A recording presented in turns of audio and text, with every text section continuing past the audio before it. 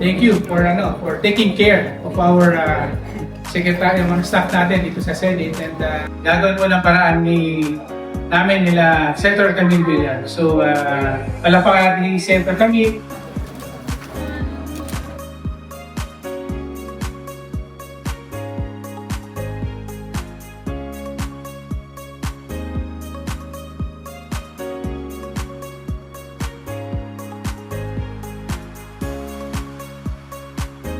Sir.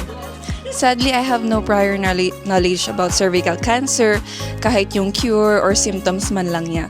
That's why I am grateful that I am here today at naka-experience ako ng free vaccination initiated by the Office of Camille Villar. So, 12 pong namamatay kada araw because of cervical cancer. So, tama po yung ginagawa ninyo, nagpapabakuna tayo, no? It is one of the preventive measures para ma-support ang cervical cancer. Sa Senate po tayo, no? Sa Senate, last year, in the past 2 years, meron po tayong 2 empleyado na namatay dahil sa cervical cancer. So, sadly, kaya nagkaroon kami ng initiative na magpa-screen po tayo. So, we will do this yearly. Well, I'd like to encourage everyone to be attentive, sensitive, and watchful and listen. Listen to what your body is telling you.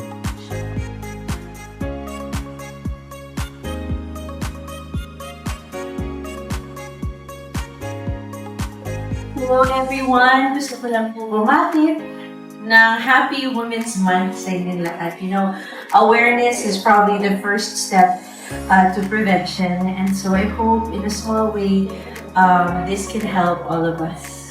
So, and of course, prevention also helps with making sure that we are all healthy for our families and our loved ones. I hope that we are going to be able to do this every year. It is such an honor and a privilege for me to be working with all of you here in the Senate. And I hope that we have many more opportunities to be together, and we have many more collaborations where we can do good not just for the Senate but for our community. And I'd also like to thank all of our partners here who made today possible. Maraming salamat po sa ating mga doktor at yung mga kasama po natin mula sa Las Piñas General Hospital and of course the Medical and Dental Bureau of the Senate. Yan po. Maraming salamat po, sir, sa tulong ninyo, and I'm so honored to be collaborating with all of you, to be working with all of you. Thank you for keeping all of us. Thank you. So, napakagandang opportunity na ngayong panahon ng kababaihan, no, buwan ng kababaihan, sinicelebrate din natin yung Cervical Awareness Month. Kasi nga, ang cervical cancer is a preventable cancer.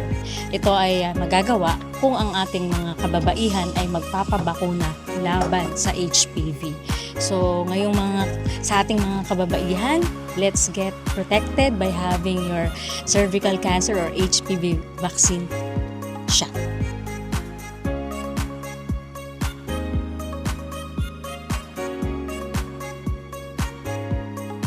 Kasi napaka-importante that women, despite all the things that they have to do for work, for their families, and for their loved ones, that they take care of themselves. And we all know that cervical cancer is a big threat to women, and it can be prevented. Meron na. So we wanted to help our colleagues here in the Senate to avail of that. Napakahalaga kasi nabibigyan tayo ng pagkakataon para i-prevent yung mga sakit katulad ng cervical cancer. So we should avail that, diba? To make sure that we are healthy, because awareness is very important and prevention too. To all of my fellow women, Happy Women's Month.